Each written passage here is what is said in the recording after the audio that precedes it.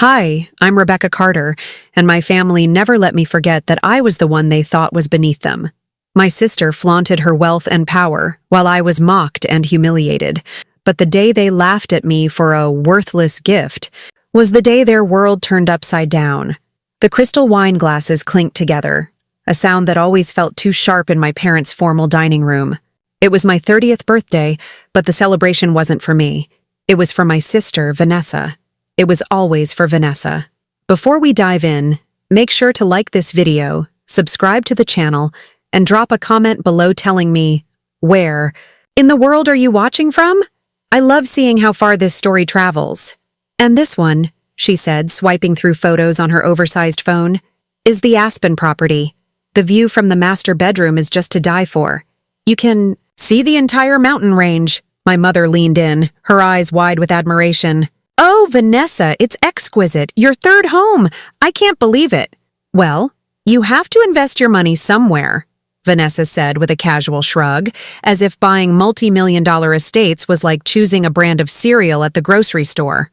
My father raised his glass. To Vanessa, building an empire, one beautiful house at a time. We are so proud of you. To Vanessa, my mother echoed. I lifted my glass of water, the silence around my own achievement, or lack thereof, deafening. I had just passed my nursing board exams, a goal I had worked towards for 6 years while juggling 2 jobs. I'd mentioned it in an email last week. No one had brought it up. After the toasts and the endless slideshow of Vanessa's lavish life, my mother remembered the reason for the dinner. Oh, right, Rebecca's birthday. Time for presents. My parents gave me a gift card to a department store. It was practical. It was impersonal. It was exactly what I expected. Then Vanessa pushed a flat, rectangular package across the polished mahogany table. It was wrapped in cheap, crinkling paper from a discount store. Happy birthday, sis, she said, a smirk playing on her lips. She always had that smirk, the one that said, I'm better than you, and we both know it. I unwrapped it carefully. Inside was a painting. It was an old, dusty canvas in a simple, dark wood frame. The painting was of a plain farmhouse sitting in a field of dry, yellow grass under a gray, cloudy sky. It was dark, dreary, and utterly unremarkable. A small snort of laughter escaped Vanessa's lips. Then my father chuckled. Soon my mother joined in, a high-pitched titter that felt like a needle in my ear. Oh, Vanessa, you have such a sense of humor, my mother managed to say between giggles. Vanessa leaned back in her chair, beaming with satisfaction. I found it at a little thrift store. It just screamed Rebecca, you know? Perfect for you. Cheap and boring. The words hung in the air, sharp and ugly. Cheap and boring. They weren't just talking about the painting. They were talking about me. I looked at their smiling faces, their eyes full of amusement at my expense, and I felt a familiar coldness spread through my chest. I forced a smile onto my own face. It was a reflex I had perfected over a lifetime. Thank you, I said, my voice barely a whisper. It's thoughtful. The lie tasted like ash in my mouth. This was my life. This had always been my life. Growing up, our home was a stage, and Vanessa was the star. She was the pretty one, the smart one, the one destined for greatness. I was the quiet one, the afterthought, the shadow she cast. I remembered when we both turned 16. For Vanessa's birthday, a brand new convertible was parked in the driveway, tied with a giant red bow. My father handed her the keys and said, "The best for the best." When my birthday came around 6 months later, my father gave me a bus pass. "It's more practical for you," he'd said. "You need to learn the value of hard work." They paid for Vanessa's Ivy League education, without blinking. When she wanted to start her own interior design business, they gave her a 6-figure loan as seed money. She never paid it back. I worked night shifts as a waitress to put myself through community college, then a state nursing school. Apartment was a tiny studio with a leaky faucet and neighbors who fought all night. I ate ramen noodles and studied until my eyes burned. When I finally graduated, exhausted but proud, I called my parents. "That's nice, honey," my mother had said, her voice distracted. "Listen, I have to go. Vanessa is on the other line. She's having a crisis about which marble to choose for her new kitchen. Every small victory I earned felt insignificant in their world. Every dollar I saved was a joke compared to the fortune they handed my sister. They never told me they were proud. They just told me I was lucky to have a family to fall back on, even though I never did. I was tolerated, a piece of furniture in the house they had built for their perfect daughter. Back at the birthday dinner, the humiliation continued. As the plates were cleared, Vanessa gestured toward the painting I had placed on the floor beside my chair. "Seriously, though, Becca," she said, using the childish nickname she knew I hated. "Don't hang that painting anywhere public. People might think you pulled it out of the trash." My father laughed again, a deep belly laugh that shook the table. "She's got a point, Rebecca. It's a bit of an eyesore." My mother just smiled, a quiet, complicit smile that hurt more than any words. It was the smile of someone who had chosen a side long ago. I felt the anger churning inside me, hot and bitter. It was an old anger, one I had swallowed down for years. I wanted to scream. I wanted to throw the painting at the wall and watch it shatter. I wanted to ask them why. Why was I never enough? Why did they enjoy my pain so much? But I didn't. I just sat there and took it. The forced smile cemented on my face. That was my role. The quiet, accepting daughter who never made a fuss. I was the family's punching bag, and I was good at my job. I'll find a special place. "For it?" I said, my voice steady despite the storm inside me. The drive back to my tiny apartment was a blur. I clutched the steering wheel, my knuckles white. The painting sat on the passenger seat, its gloomy landscape a perfect reflection of how I felt. When I finally got inside, I didn't turn on the lights. I just leaned against the closed door, the silence of my empty apartment pressing in on me.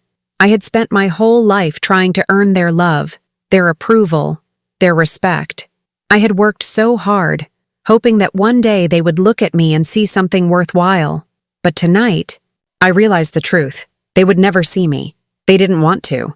To them, I would always be the joke, the failure, the cheap and boring painting. That night, something inside me broke. It wasn't a loud, dramatic shatter, but a quiet, clean snap. The part of me that still hoped for their love just gave up. I was done. Done trying. Done hoping. Done caring what they thought. I carried the painting into my small living area and set it on my coffee table. The table was a cheap piece of particle board I'd assembled myself, wobbly and scarred with coffee rings. Under the dim light from the street lamp outside my window, I stared at the painting. Vanessa was right. It was ugly. The colors were muddy, the scene depressing. But as I looked closer, my anger began to fade, replaced by a strange curiosity. I ran my fingers over the canvas. It was thick with paint, the texture uneven. The brushwork, which had looked sloppy at first, now seemed intentional. There was a confidence in the strokes, a hidden energy beneath the dreary surface. It didn't look cheap, not up close. A little voice in the back of my mind, a voice I hadn't heard in a long time, whispered, "Look closer." I turned on every lamp in my apartment, bathing the painting in bright light. I examined the corners, the edges, the back of the frame. There was no signature that I could see, but there was something, a faint, almost invisible mark near the bottom, hidden in the dark paint of the grass. It looked like two initials, an L and a W. My heart gave a little flutter. It was probably nothing. Just some unknown hobbyist's work, bought for $5 at a dusty thrift store. But my instinct, that quiet whisper, wouldn't let it go. I opened my laptop and started searching. I typed in 19th century American landscape painters. Hundreds of images popped up. I scrolled for hours, my eyes growing tired. I searched for painters with the initials LW. I found a few, but none of their styles matched the painting on my table. Just as I was about to give up, I stumbled upon an article about a reclusive artist named Lawrence Whitaker. He was known for his dark, moody landscapes of rural America.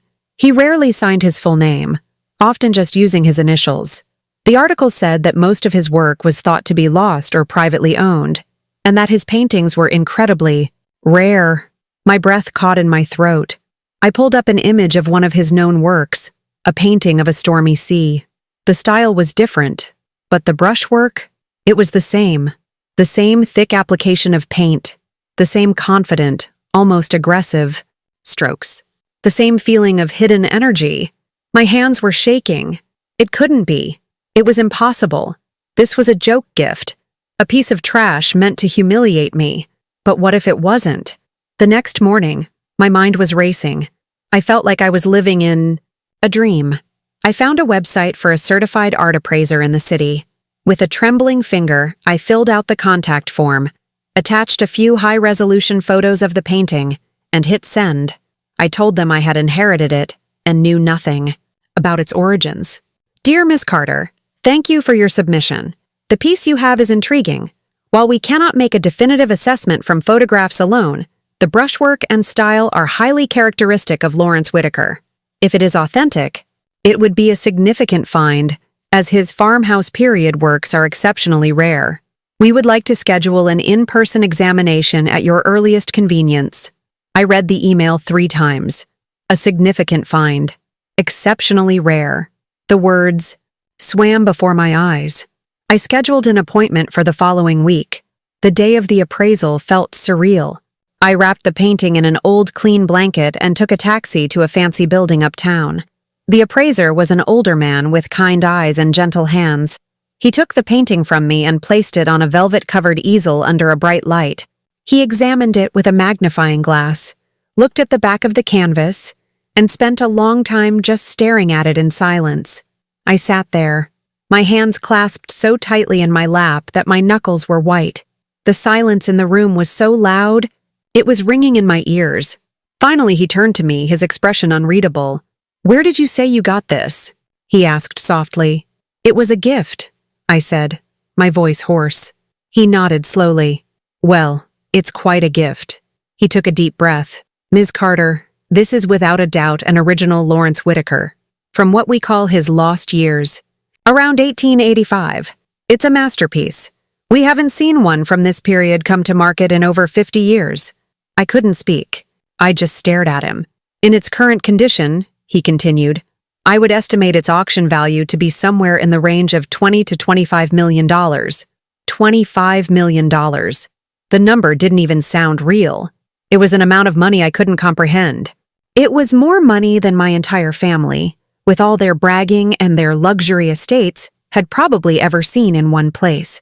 The appraiser handed me a folder with the official paperwork, the certified appraisal value printed in bold, black ink. I took it with a hand that was numb. I thanked him, walked out of the building, and hailed a cab. The entire ride home, I just stared out the window, the folder sitting on my lap like a bomb. Back in my apartment, I laid the papers on my wobbly coffee table next to the painting. $25,000. My first thought was, I have to tell them. I imagined the phone call, the shock, the disbelief, and then I knew exactly what would happen next. Vanessa would claim it was a mistake. She'd say she never meant to give it to me, that it was a family asset she had just been holding on to. My parents would back her up. They would sue me. They would tear me apart in court, painting me as a greedy, ungrateful daughter who was trying to steal from them. They would turn my one moment of incredible luck into another nightmare. They had given me this painting to hurt me. They had laughed in my face. They saw it as worthless trash, just like they saw me. A new feeling washed over me, cold and clear and powerful. This wasn't their discovery. It was mine. I was the one who looked closer. I was the one who saw the value where they saw only a joke. I took the appraisal documents and tucked them away in a safe place. I wouldn't tell them. I wouldn't tell anyone. This was my secret. This was my power. They gave it to me as a joke. Now, it was my crown. A few weeks later, I got an invitation to Vanessa's housewarming party for her new estate in the Hamptons. A part of me wanted to decline, to cut them out of my life for good. But another part of me, the part that had just found its spine, wanted to go. I wanted to see them, knowing what I knew. The party was as obnoxious as I'd expected. Hundreds of people dressed in designer clothes milled around a giant marble patio, sipping champagne and looking bored. Vanessa was in her element, floating, from group to group, accepting compliments about her home, her dress, her success. She spotted me standing by myself near the ridiculous, oversized pool. She glided over, a fake smile plastered on her face. "Becca, I can't believe you made it. I'm so glad you could see what a real home looks like, she said, loud enough for the people around us to hear. I just smiled. It's very nice. Vanessa. So, she continued, her eyes glittering with malice. Did you ever hang that ugly painting I gave you? I bet it looks right at home in your little shoebox apartment. Her friends chuckled. A few years ago, a comment like that would have crushed me. I would have felt my face flush with shame. But now, I just felt a strange sense of calm. I held a $25 million secret, and her petty insults felt like pebbles bouncing off a brick wall. I took a slow sip of my club soda. I found the perfect spot for it, I said, a real, genuine smile touching my lips for the first time. It's growing on me. She looked confused for a second, thrown off by my lack of reaction. But then she just shrugged and moved on, off to find someone more important to impress.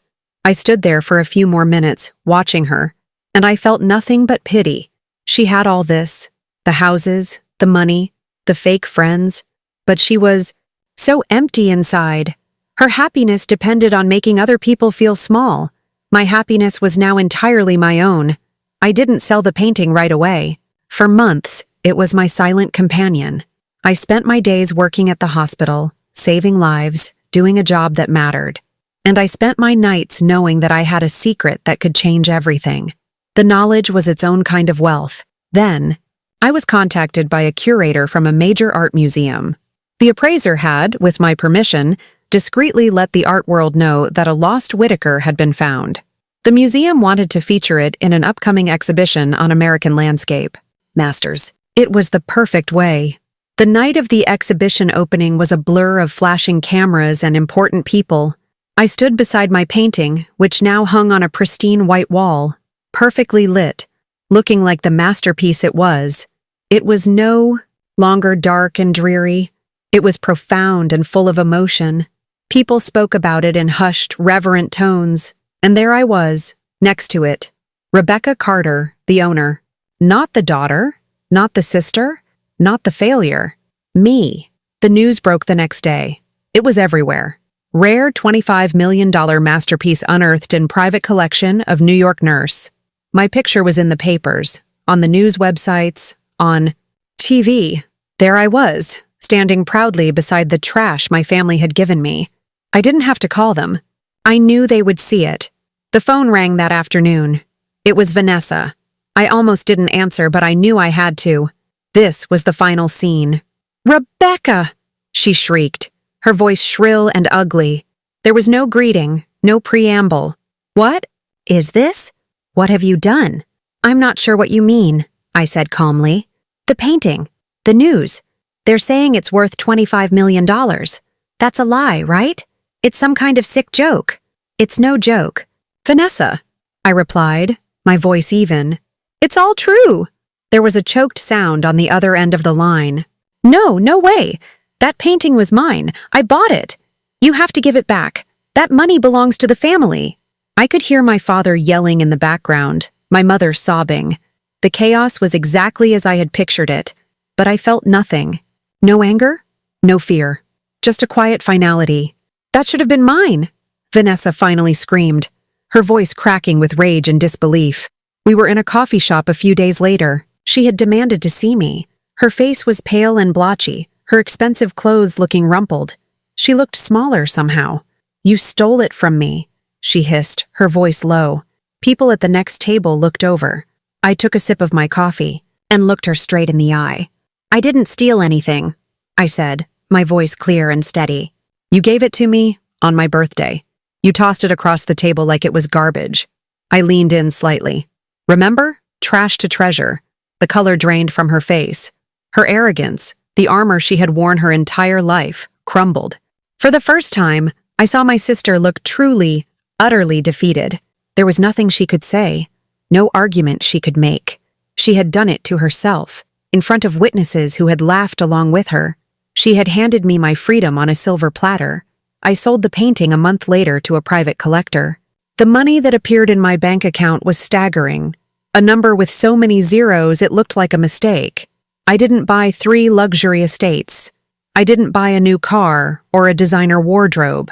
The first thing I did was buy a simple, beautiful house on a quiet street with a big backyard, a place that felt like home. I set up a scholarship fund for nursing students at my old college. I traveled. I breathed.